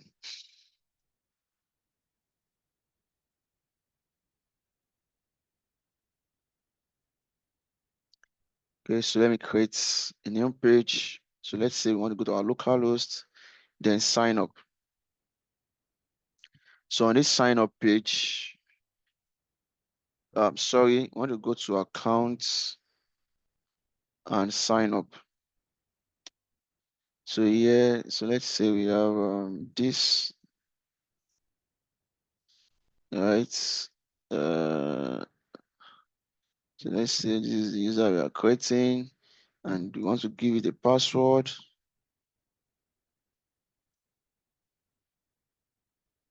So let me confirm the password. So when I click on create accounts, so why is this still throwing an error? So let me check the issue you're having here. So trace back. Okay, 1 second. Sign up with authentication. No such table auth user. Sign up view.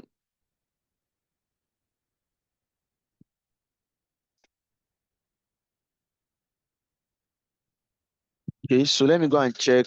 Let's go and review our URLs and review our templates. So just to be sure we are not leaving anything out. So yeah, you want to check CD into this account. So I want to see the URLs, right? So let's see what we have here via URLs.py. Okay, so let me go through all of this. So I said by sign in, sign up, right? So I've stated what I want for sign up. So for sign up, it should take me to this, right? And for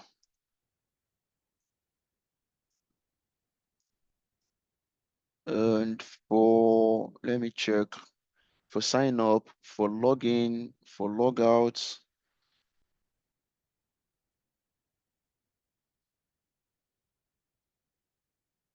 One second, guys. I'm taking my time to review this. Okay, so for sign up, give us this sign up.view, then sign up.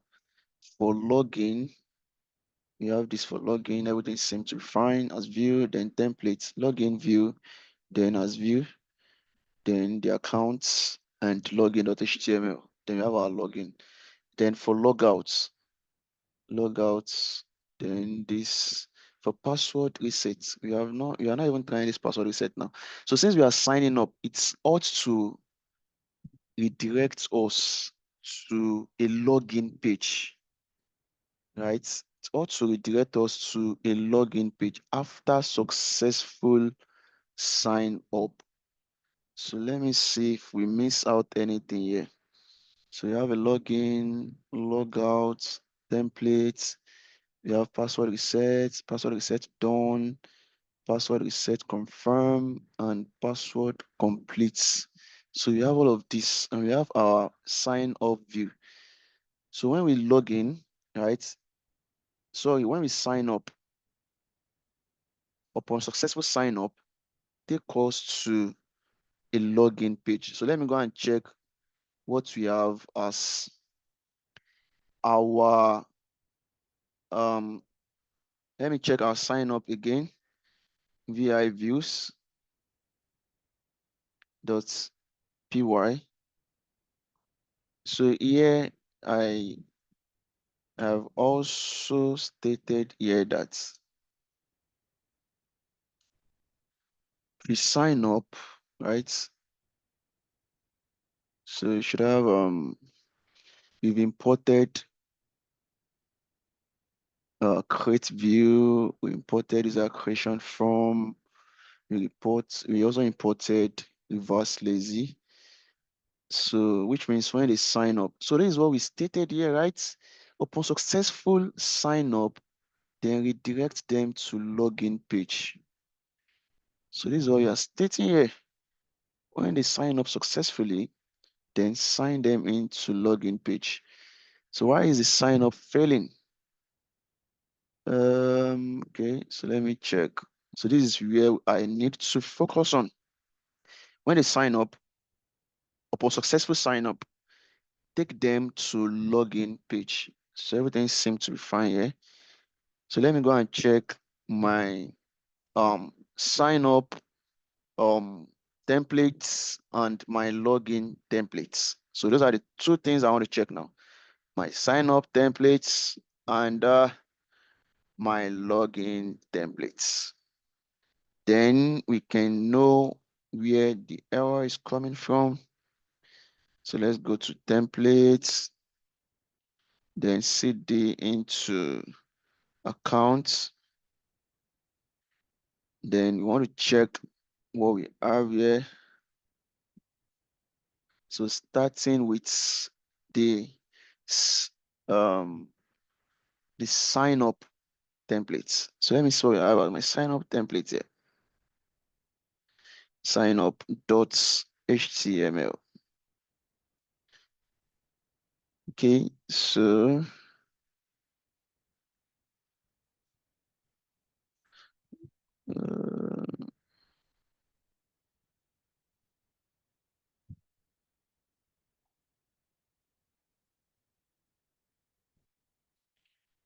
okay, so everything seems to be fine. vi sign up.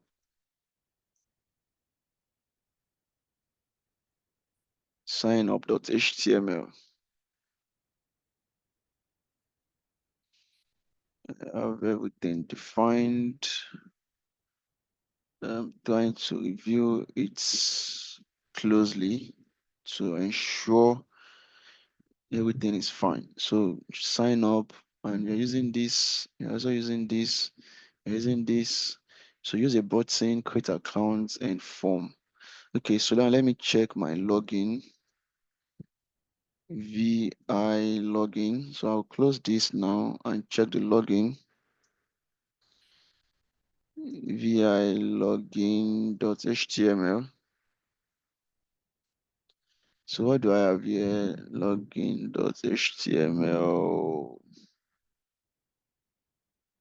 So yeah, I'm also stating that. 1 second, guys. Okay, so display login method posts this. the form, the login, and this. Okay, so this one also looks fine. So what I'm guessing the issue is should be coming from the roots, from the roots project settings, I think. So let me go and check that also. Okay, so I'll be checking that now. So let's see into where we have that. CD. So let me check my settings here.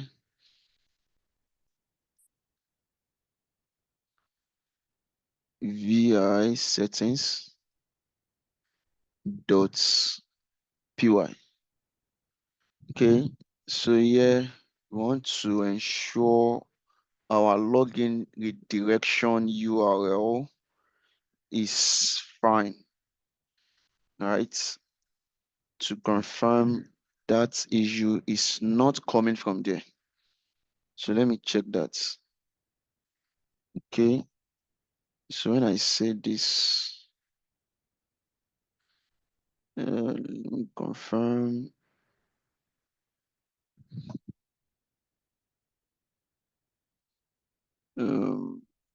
Okay.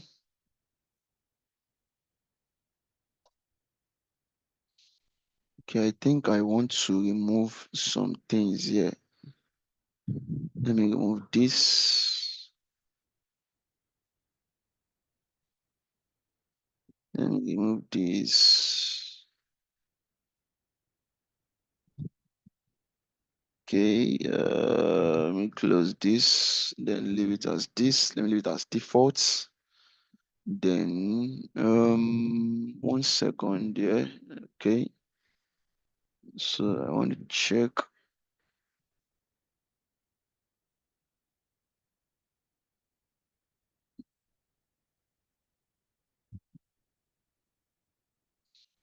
Okay.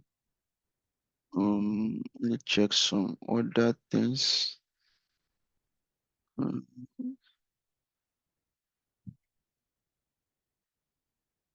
So the static URL, okay, this one is fine.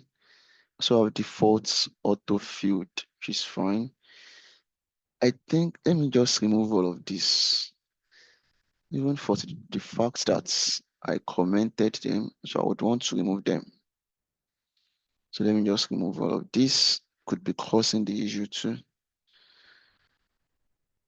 Okay, so then what's next? Do I want to check? So I want to check. So I have the login, I have defaults, direct constant variables to direct to the profile page. So I have login redirects URL to home, then email backend to this. Okay, so I think I want to check it again now. So let me go and check again. CD into let's go a step backward. So let me run it again.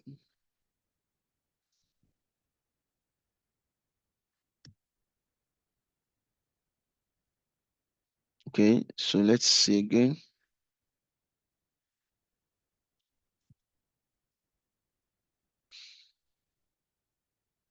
And do Shift N, local hosts, then accounts, then sign up. So let's say we want to create a user account here and say we call it this. Then we want to give it a password. So I just want to give it a password. Then I want to create accounts. We still get the same error. Okay, so let me look this up and know what is happening. Okay, let's see. Oops, I can't upload picture. Let me just copy it.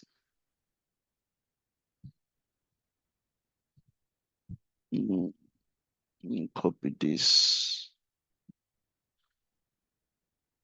Oops. This one should be okay.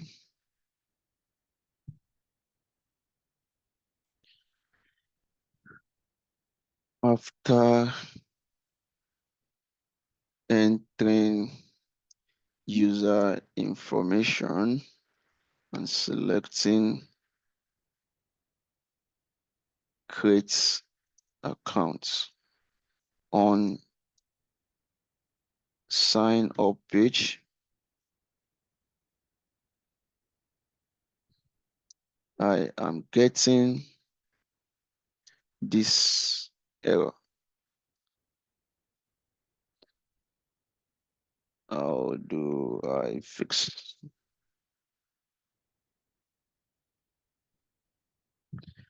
Okay, so let's see what is causing this error now.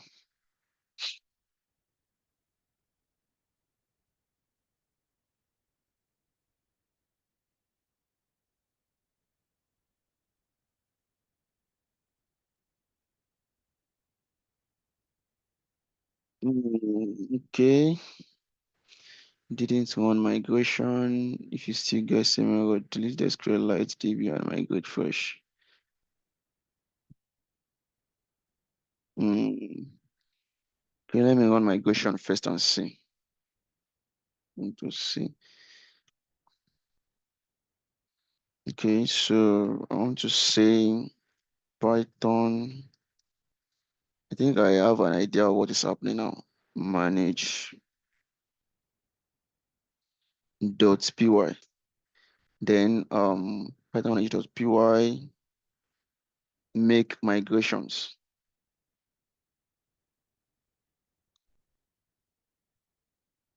Okay, then I want to say Python manage.py, then migrate.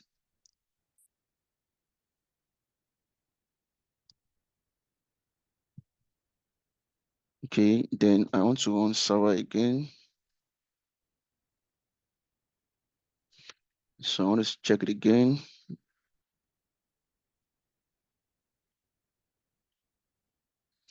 So if this doesn't work now, what I'll be doing is I'll be connecting this directly to my local server or to my local database. So I need to connect it to my database. So I have an idea of what is happening now. Okay. So let's check again. Let's say account / sign up.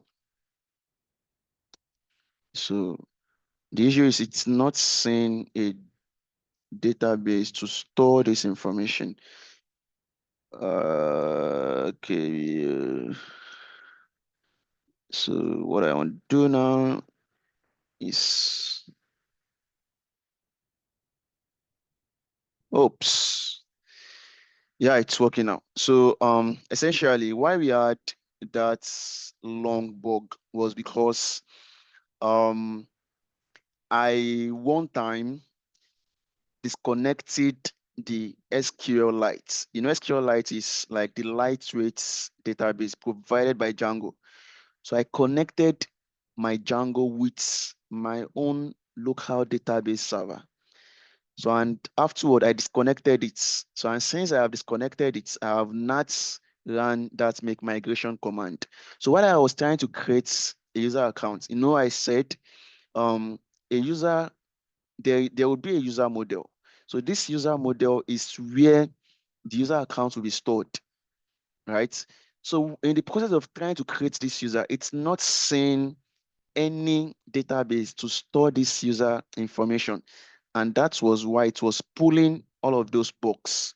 So now that I ran the migration again, it has reconnected to the default MySQLite provided database by Django, right?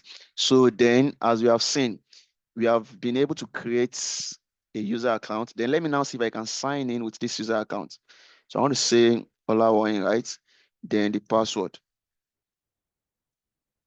So let me log in and see if it will be personalized, if it's personalized a lot. So can you see? So I have welcome Olawoyin. So I've explained all of this, right? So now the next thing you want to check is you want to test the password reset, right? So let's see if all of our URL pattern is working as we have set them. So let's access a URL for password reset. So I think I have something like password reset or something. Okay, so I will say password, then I think password should be password reset. Yeah. So let's just say let's try and create another user, and I will select the forget local, right? Then account. Then I want to say password reset. So let's see if this works. So okay, fine. So now when I go to this URL, so assuming we configured everything as we are supposed to. So if I just enter an email address here, so let me just say I just enter this email address, right?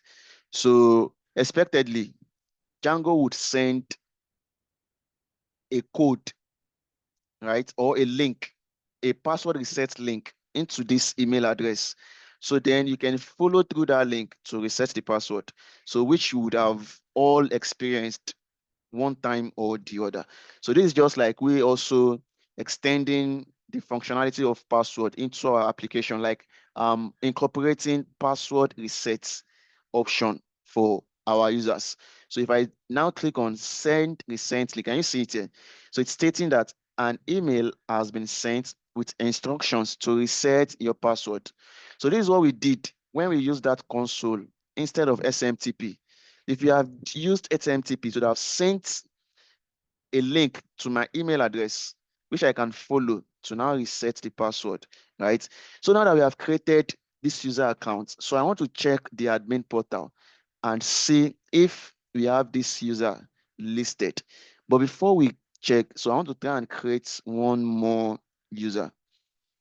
So let's say we want to create one more user. Let's say Ada. So let me just, so let's enter the password. So let's create the account.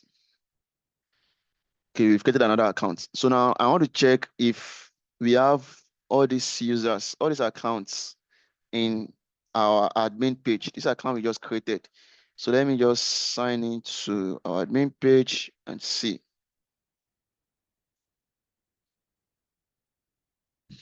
So I sign into the admin page. Okay, so the password is incorrect.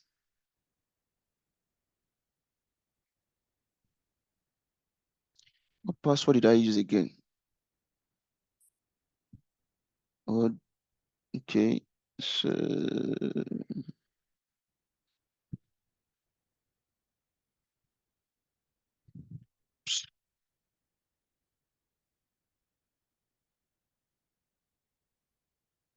oops.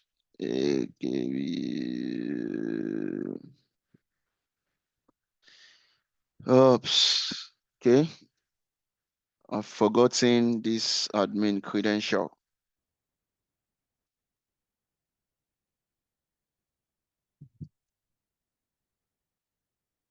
So I need to create another admin very quickly.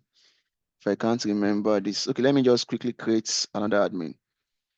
Okay, let me create another admin very quickly here. So I will need to stop this.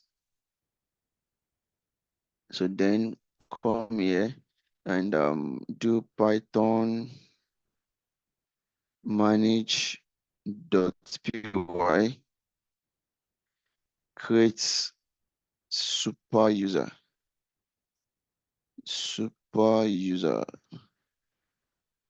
Okay, so let me call this. So I don't want this. Let me just give it a password.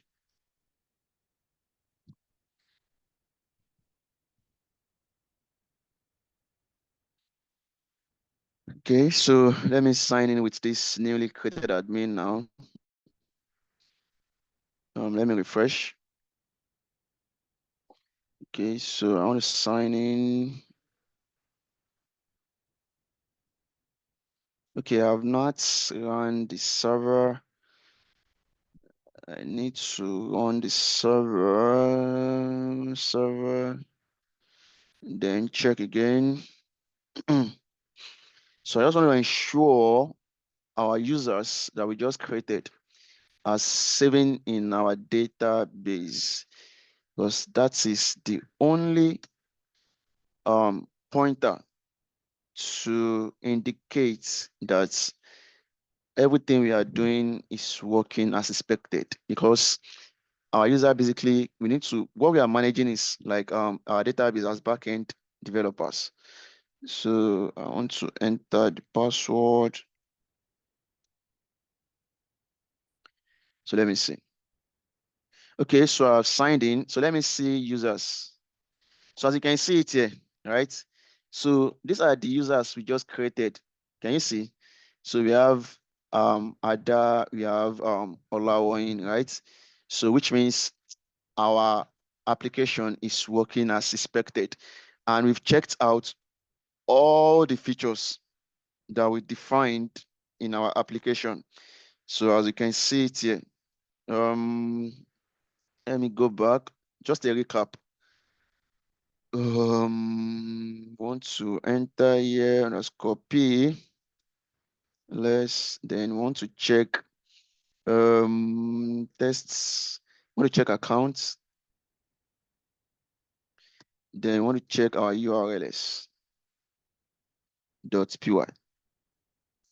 So as you can all confirm, right? So everything we defined here, we've been able to interact with them, right? And they are all responsive as per our definition. Everything is responsive as per our definition. So we were able to create a sign up page to register new users, and we confirmed from the database that these users are created and stored. So after signing up, so we are directed to login, which we are able to log in, right? On login page, you also have an option to log out. So when you click on that logout button, so it just logs us out of the account, right? Then we also have options to reset password. So we could reset password. When we reset our password, it redirected us to another URL, which is stating that our password is successfully reset. Then we also got like a response display to indicate that the password, a reset link has been sent to a provided email address. So basically, we've been able to cover everything we've highlighted to today's session. So again, we're able to check what class-based views are. So we also check full authentication system.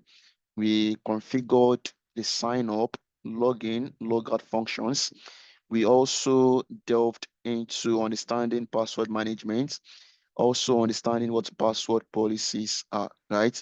So all these are essentials that we need to start building features for user authentication in our program. So this would bring today's session to an end. If there is any question, please you can ask. So I'll be stopping the recording now. Then we can start addressing any question.